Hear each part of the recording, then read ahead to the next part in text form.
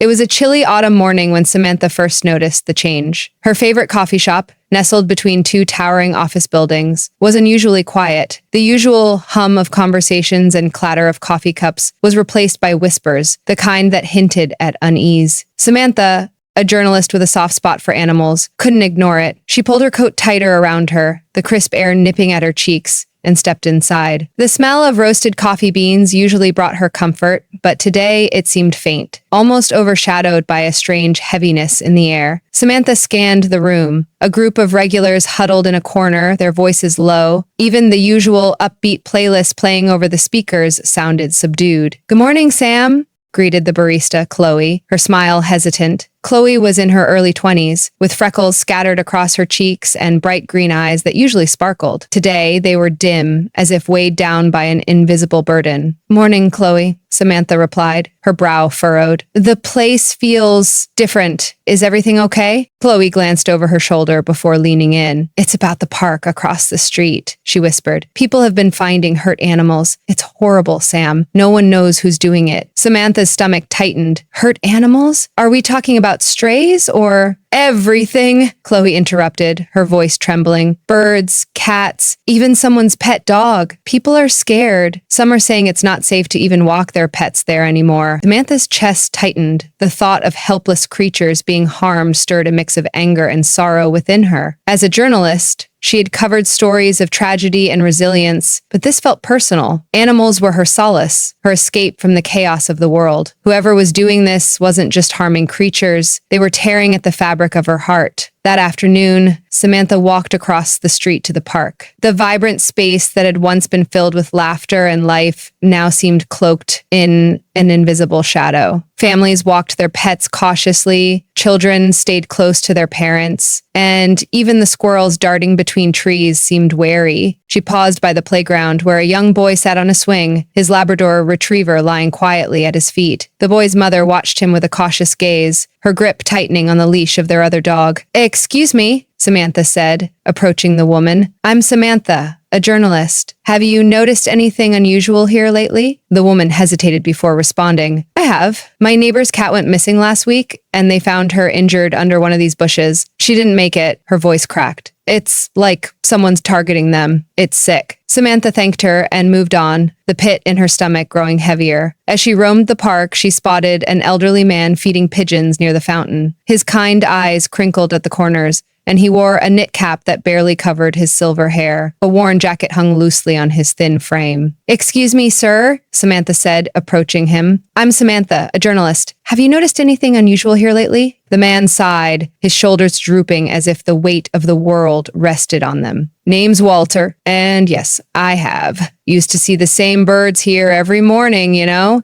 They'd fly right up to me for crumbs. But now," he gestured to the scattered feathers near the fountain, "not many left. It's like they're afraid to come back." Walter's words were like a punch to the gut. Samantha scribbled furiously in her notebook, thanking him before moving on. Samantha didn't expect to find answers that day, but as the sun dipped lower, casting long shadows across the park, she saw something. Near a cluster of bushes, a figure moved suspiciously. Samantha's journalist instincts kicked in. "Hey!" she called out, sprinting toward the figure. They bolted, disappearing into the labyrinth of trees. Samantha stopped, panting, but she noticed something left behind. A torn piece of fabric. It was dark green, coarse, and smelled faintly of oil. Over the next few days, Samantha pieced together her findings. She interviewed locals, scoured security footage from nearby shops, and even set up a few hidden cameras with the help of her tech-savvy friend.